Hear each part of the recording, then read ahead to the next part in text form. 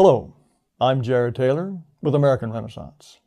This is a conference speech I intended to give in Finland on April 6th, but the Polish authorities, for reasons they didn't bother to explain to me, expelled me from Europe until 2021.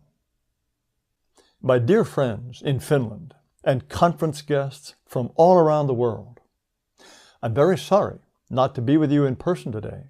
It would have been a great honor to be part of this second Awakening Finland conference.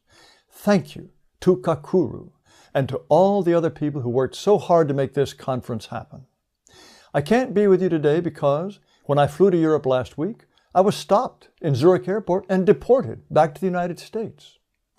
Poland has imposed a 3-year ban on me from the entire 26-nation Schengen group, which includes Finland.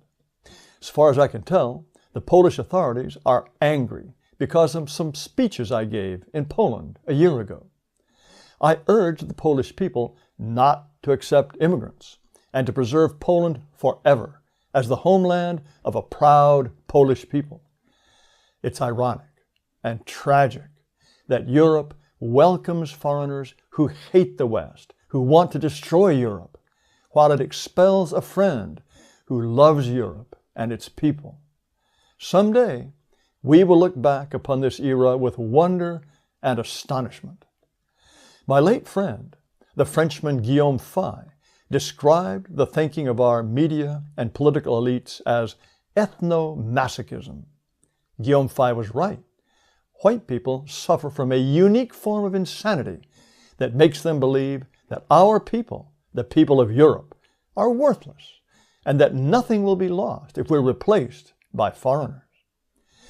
Never in the history of the world has any people given up its homeland, agreed to be replaced by others, when it had the capacity to resist. We have the capacity, but we lack the will. This is a unique form of mental paralysis that affects only white people. And if we don't cure more of our brothers and sisters, we will simply disappear. You in this room and I, we refuse to disappear. That is why a conference of this kind is so important, and its importance is reflected in its name, Awakening Finland. Finland, like so much of the West, has been lulled to sleep and is unaware of the terrible threats it faces. This conference is a call to the Finnish people. Wake up! Defend yourselves! Take action before it's too late. But this conference could have been called Awakening Europe or Awakening the West, because almost every white nation is asleep to the damage done by third world immigration. It was my good fortune to be invited to the first Awakening Finland conference, held in Helsinki. I've also been invited to speak in a number of countries that are on the other side of what we used to call the Iron Curtain, specifically Hungary, Poland, Estonia, Russia, and Lithuania. All of them are still overwhelmingly white. For someone from Paris or New York or London, it is astonishing to ride the subway at rush hour and see only white faces. Not long ago, I took part in Independence Day celebrations in Vilnius, Lithuania, where there must have been 20 or 30,000 people massed in Cathedral Square. Men, women, young, old, everyone white, everyone celebrating their nation and their people. I learned how to say, "Long live Lithuania, Te gyvuoja Lietuva." It was a moving, inspiring experience to celebrate European peoplehood, and that experience is no longer possible in the United States or anywhere in Western Europe. That's why the European countries not yet transformed by non-white immigration are so vital to our struggle. Finland, alas, already has enough Muslim asylum seekers to have had its own sex grooming scandal in the town of Oulu. But Finland is still very white. And Finland is lucky to have people like Tukka who realize that immigration must be stopped now. Tukka has been fighting immigration before it even began because he loves his people and he wants to preserve his country for future generations of Finns forever. There are several reasons why the white European nations must remain white. For one, they are an example to the entire world of what Europe can and should be. They are the peaceful, coherent, high-trust societies that whites create when they are not overwhelmed with foreigners. In these countries, people do not walk around with signs that say, "Behead those who insult Islam," or "Massacre those who insult Islam." In these countries, you don't have soldiers guarding national monuments. In these countries, you don't have blacks rioting, as London had in 2011. They don't have boatloads of so-called refugees swarming into their ports. They just wouldn't let them in. Believe me, from someone coming from the United States or Western Europe, the texture of life in an all-white environment is exhilarating. I believe this is something that even the most ordinary white people can't help but notice. On Independence Day in Vilnius, when there were so many people packed together, there was practically nothing in the way of a police force. In France or Germany, there would have been riot police manning barricades to make sure no bloodthirsty Muslims drove trucks into the crowd. In the United States, there would have been an army of officers to try to stop blacks from attacking and robbing people, and to try to keep rival gang members from shooting each other. In Vilnius, the police trust the people, and the people trust each other. Even the most inert American or German could not help but have noticed this wonderful thing. I don't think there's ever been one single American tourist who sets foot in Eastern Europe and says, "This is horrible. There are no Mexicans." White societies have none of the constant grinding tensions, hostilities, recriminations, and endless jockeying for position that are a perpetual burden in the multiracial West. When there's only one race, there can be no race riots, no claims of racial discrimination, no affirmative action, no hate crimes, no hate crime hoaxes, no white guilt. And in a land full of white people, with only white people, there can be no white privilege, right? Of course, it is only in a white society where everyone enjoys the genuine white privilege of being part of a society in which everyone is European. Everyone is part of our great extended family, and where all share in the common good. Of course, according to the perverse logic of our times, Eastern Europeans would presumably be so much better off if they imported tens of thousands of Somalis, Syrians, Nigerians, because then, and only then, they could have white privilege. This is the kind of lunacy that passes for wisdom in our universities. After seeing Eastern Europe, I often think about the days of the Cold War, before the fall of communism. There were dissidents in the Soviet Union, for example, just as we in the West are racial dissidents. It was hugely important for the communist dissidents to have examples of societies that did not have planned economies and government censorship. Without the example of an alternative way of organizing a society, the communist dissidents would not have had a model, a goal, something to strive for. The remaining white societies are likewise ideals for us in the West. They show what life can be like when the European spirit is not diluted and it's not attacked by aliens and ethno-masochist whites. And so, not just for the Poles and the Finns and the Estonians, but for all Europeans everywhere, white nations must remain white. Of course, there is a problem.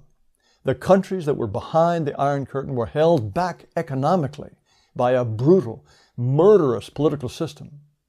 The nations of the East are white, but they are poorer than the multiculti nations of the West. Wealth is a powerful attraction, and there are bootlickers in virtually every white nation of the East who believe that to be as wealthy as the West, they too have to become multiculti. There's something that may be even more attractive than the wealth of the West. The United States and Western Europe have a kind of tinselly appeal an appearance of stylishness, of being excitingly up-to-date and avant-garde. Clothing fashions, music fads, trendy cell phone apps, everything eye-catching and glamorous comes from the West. And the West is not just multiracial. It is aggressively multiracial. Even the degeneracy of the West can appeal to certain base instincts. Television and movies are a powerful advertisement for the way of life in the West. And they are also full of deceit. According to Hollywood, black people are brave, sexy, uninhibited. Hispanics are clever, trustworthy, loyal. Whites, though, are devious, conceited, greedy, often criminal, and are to be admired only if they have non-white friends.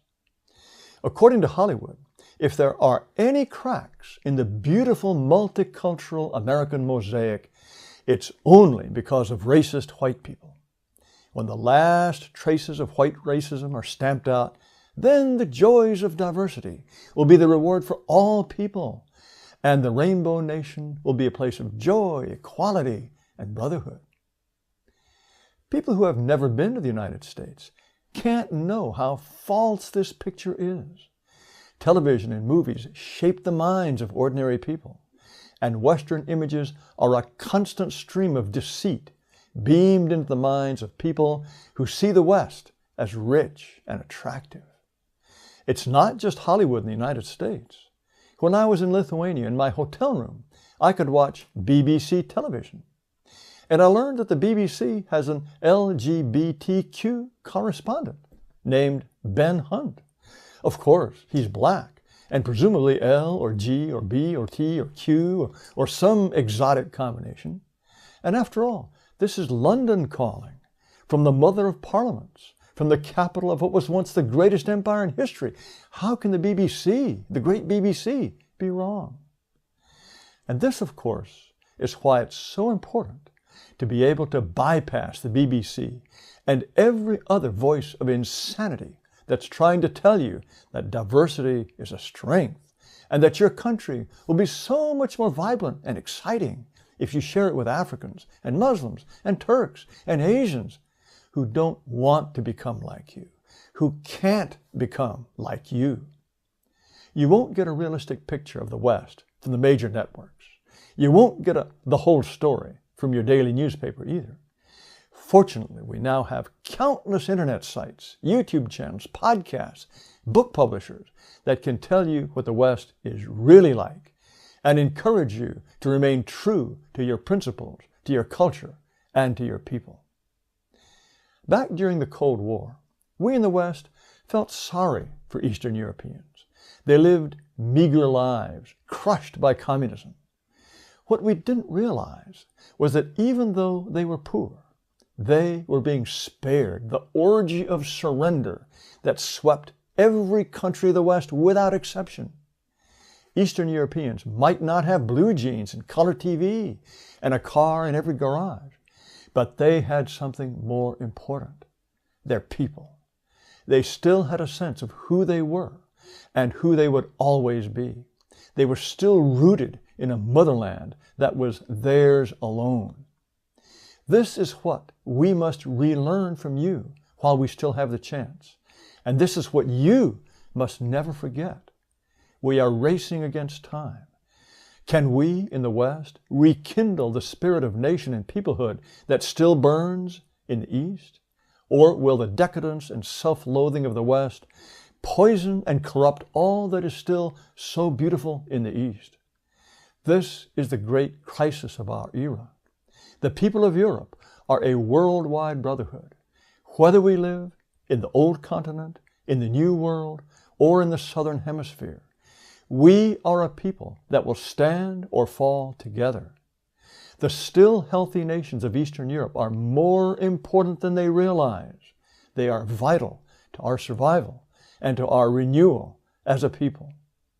All of you in this room at this second Awakening Finland conference, you're here because you understand what's at stake. You know what we're fighting for our lives, for our heritage, for our nations, for our descendants, in the name of our ancestors. We're all comrades in arms, and together we will win this great struggle for the survival of our people. Thanks for watching. Be sure to subscribe to our YouTube channel. Also, come look at our podcast channel. That's on YouTube at Amren Podcasts. And please visit our website. That's at amren.com, AMREN.com.